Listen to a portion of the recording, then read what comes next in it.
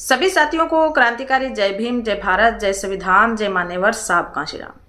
साथियों, कौन कहता है कि गोदी मीडिया और जो मेन स्ट्रीम मीडिया है, टीवी मीडिया है, वो बसपा की न्यूज को नहीं कवरेज करते हैं। आप कल से देखिए, 5 तारीख से आप न्यूज देखिए, main stream media, TV media, अखबार, हर जगह आपको बसपा की न्यूज मिलेगी देखने को। और हर तरीके से बसपा की न्यूज को हाईलाइट वर्डों के साथ बसपा की न्यूज को दिखाया गया। लेकिन बहुजन समाज और हम बोलते हैं कि गोदी मीडिया बहन जी की और बसपा पार्टी की न्यूज को कवरेज नहीं करते हैं। साथियों, जो न्यूज अब टीवी मीडिया, अखबार मीडिया और ये गोदी मीडिया जो कवरेज कर रहा है, वो एक भ्रामक न्यूज को, वो बसपा के खिलाफ वाली न्यूज को, वो बसपा के प्रति माहौल खराब करने वाले न्यूज को किस तरीके से कवरेज करते हैं, ये देखने लायक है। साथियों, कल से इनकी मीडिया के अंदर बसपा पार्टी की न्यूज को जिस तरीके से दिखाया जा रहा है, हमने भी साथियों कल एक न्यूज़ बनाई थी जिसमें हमने गोदी मीडिया की जो चालें हैं उसको बयां किया था हमने कि किस तरीके से ये भ्रामक खबरों को फैला रहे हैं और बहन जी के और बसपा पार्टी के कहाँ नेगेटिव पॉइंट रहते हैं, उन पॉइंटों को ये उठाकर किस तरीके से ये हाईलाइट कर रहे हैं और बहुजन समाज के माइंड को गुमराह कर रहे हैं। तो साथियों, ये उठाते क्यों नहीं हैं? ये जरूर उठाते हैं, लेकिन बसपा पार्टी और बहन जी की जो बड़ी बड़ी जनसभाएं होती हैं, जो अच्छे कार्य होते हैं, जो विचारधारा की जहां बात आती है, जहां मुद्दों की बात आती है, वहां पर बसपा पार्टी की आवाज को ये नहीं उठाते हैं। लेकिन जहां पर भी इनको ये लगता है कि ये एक लूज पॉइंट है, उसको ये खूब हाईलाइट कर कर दिखाते हैं। 5 तारीख से इनके मीडिया के अंदर एक खबर तेजी से घूम रही है कि बसपा पार्टी ने भाजपा पार्टी को समर्थन दे दिया है। बीजेपी पार्टी ने बीएसपी पार्टी ने बीजेपी पार्टी को समर्थन कर दिया है बिहार के अंदर। साथियों, इसको लेकर कल एक न्यूज हमने बनाई थी, पूरी क्या सच्चाई है उस पर हमने प्रकाश डालने का काम किया था कि कहां से कैसे इस न्यूज को दिखाया जा रहा है, किस तरीके से तोड़ मरोड़ कर इस न्यूज को दिखाया गया है।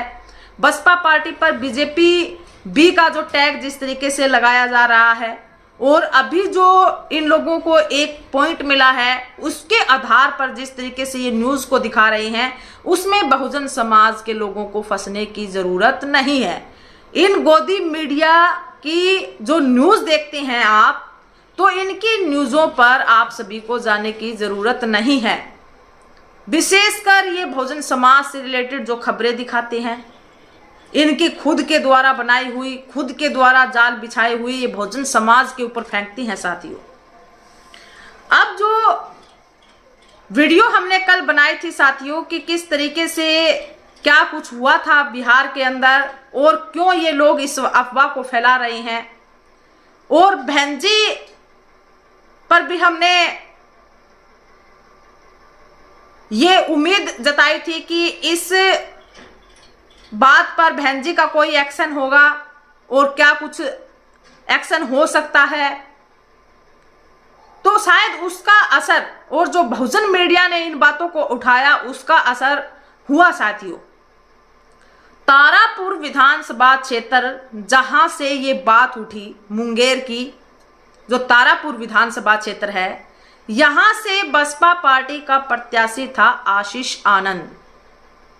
उस आशीष आनंद ने बीजेपी पार्टी के प्रत्याशी जो सम्राट चौधरी है उसको समर्थन दे दिया, उसके फेवर में वोटों की अपील की। अमित शाह और प्रधानमंत्री जी के कामों के गुणगान किए और इनके फेवर में वो वोटों की अपील कर रहे हैं और समर्थन उन्होंने बीजेपी पार्टी को दे दिया। अब इस बात को लेकर बसपा पार्टी पर, पूरी पार्टी पर यह टैग लगाया जा रहा है कि बसपा पार्टी ने बीजेपी पार्टी को समर्थन दे दिया। साथियों, सबसे पहले आप सभी को बता दें कि यह बसपा पार्टी का समर्थन नहीं है, ये केवल व्यक्तिगत समर्थन है जो एक कैंडिडेट ने दूसरे कैंडिडेट को किया है। हालांकि हम इससे खुश नहीं हैं, हम घोर निंदा करते हैं ऐसे प्रत्याशियों की जो बहुजन समाज और बहुजन समाज पार्टी से जुड़कर जो गद्दारी करते हैं। ऐसे लोगों की हम कड़े शब्दों में निंदा करते हैं। लेकिन साथियों, इसमें बसपा पार्टी का भी कोई कसूर नहीं है। इसमें बसपा पार्टी ने समर्थन नहीं किया है, ये एक कैंडिडेट ने समर्थन किया है एक कैंडिडेट को, और उसके पीछे कोई भी कारण हो सकता है, उसके पर्सनल बेनिफिट हो सकते हैं। उस प्रत्याशी ने समाज के बारे में कतई नहीं सोचा, विचारधारा, कैडर और बसपा पार्टी के विषय में उस प्रत्याशी ने बिल्कुल नहीं सोचा, और इसलिए उसने दूसरे कैंडिडेट को समर्थन दे दिया साथियों। लेकिन इस पूरी खबर को जिस तरीके से main stream media, TV media के अंदर घुमाया गया